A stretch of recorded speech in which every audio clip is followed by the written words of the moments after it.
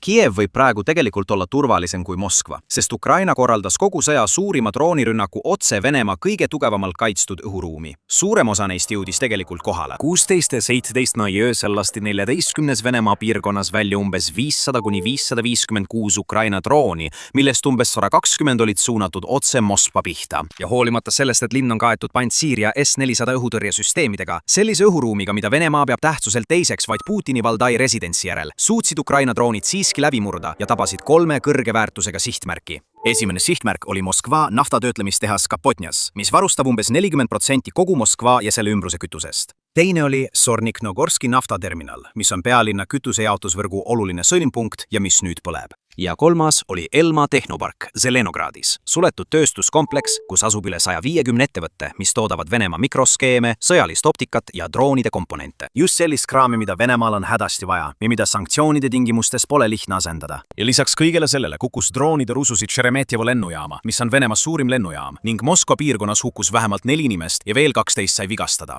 Kuid kõige olulisem järeldus möödunud ööst on see, et Ukraina on nüüd tõestanud, et suudab Moskvat tabada igal ajal, kui soovib. Muide, see on kõige valjem võimalik vastus kõigile neile, kes küsisid kogu möödunud nädala, kas Zelenski otsustas tõesti lubada Putinil pidada oma 9. mai võidupühaparaadi rahus või kas Ukraina lihtsalt ei suutnud Moskvat sellises mahus tabada. Nüüd teate.